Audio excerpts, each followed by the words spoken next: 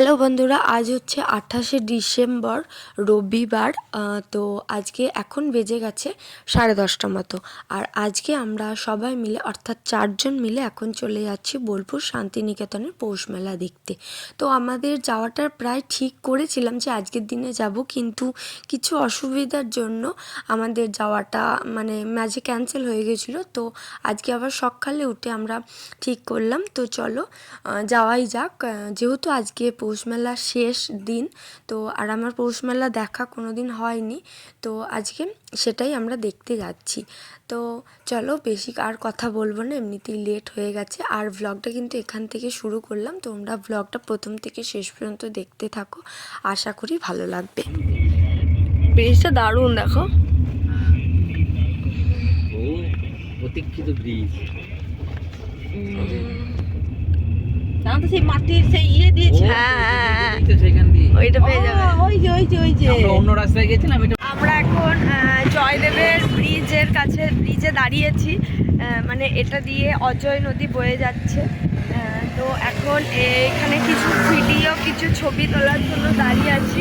অসাধারণ লাগছে জায়গাটা। এটা দিয়েই আমরা আগে পুজোর সময়তেও গেছি। তো ব্রিজটা তখন হয়েই গেছিলো, কিন্তু দাঁড়িয়ে আর ফটো তোলা হয়নি। তো এখন দাঁড়িয়ে আমরা ফটো তুলছি।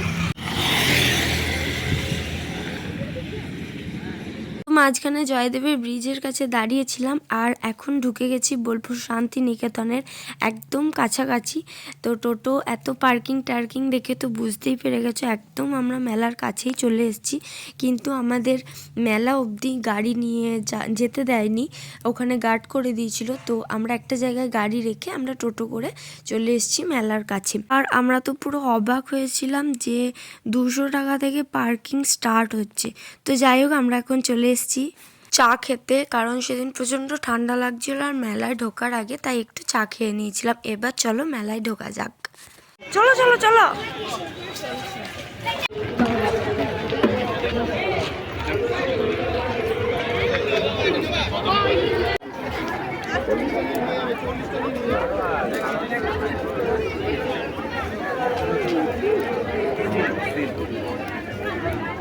কি করে গেল?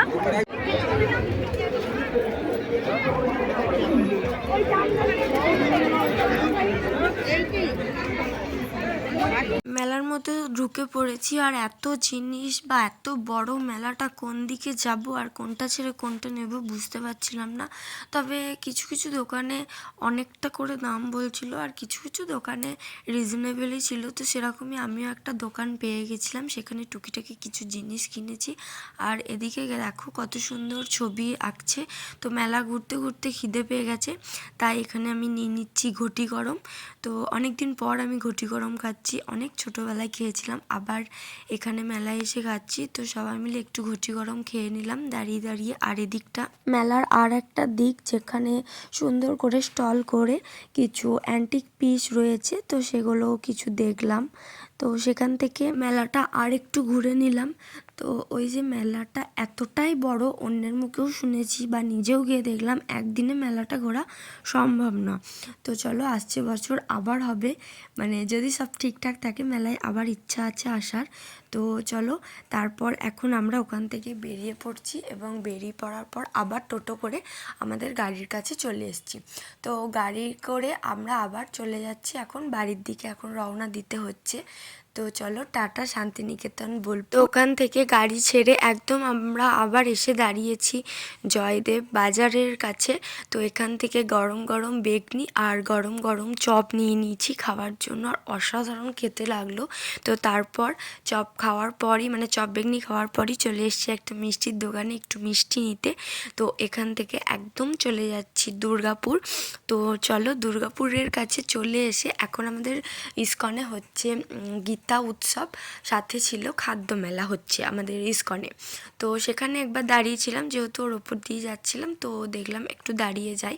তো রাধা মাধবেরও রাধা রানীরও দেখা হয়ে যাবে, সাথে একটু ঘোরাও হয়ে যাবে। তো এখানে আরতি হচ্ছে কত সুন্দর করে। তো চলো তোমরা একটু শুনে নাও।